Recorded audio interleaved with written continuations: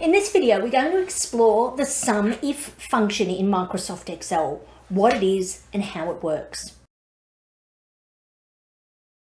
So the SUMIF function has three arguments, which are the names we give to the information inside the brackets.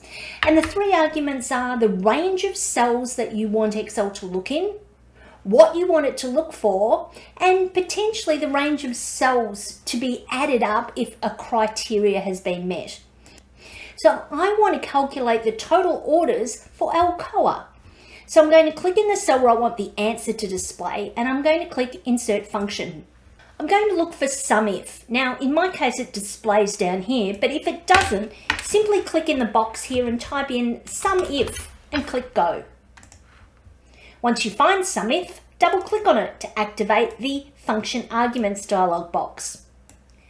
Now, first of all, Excel says, what's the range of cells that you want to evaluate? I want to evaluate these cells here.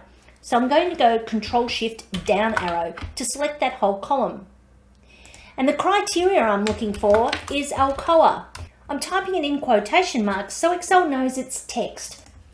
Now you'll notice the sum range is not bold, so that indicates it's not a compulsory field, it's optional.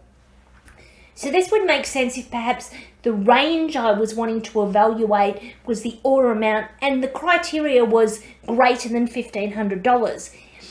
Excel could automatically sum based upon that criteria.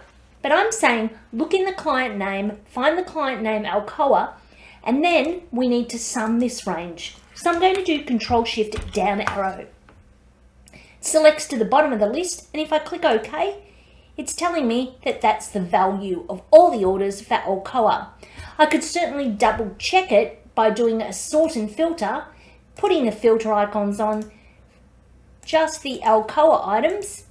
And if I go Control-Shift down arrow, I can see down in the bottom right hand corner 72,527.63. If I go Control Home and I take the filters off, 72,527.63. So the numbers match. So that enables Excel to look in a range of cells, find out what to look for, and then, if necessary, sum a secondary range of cells.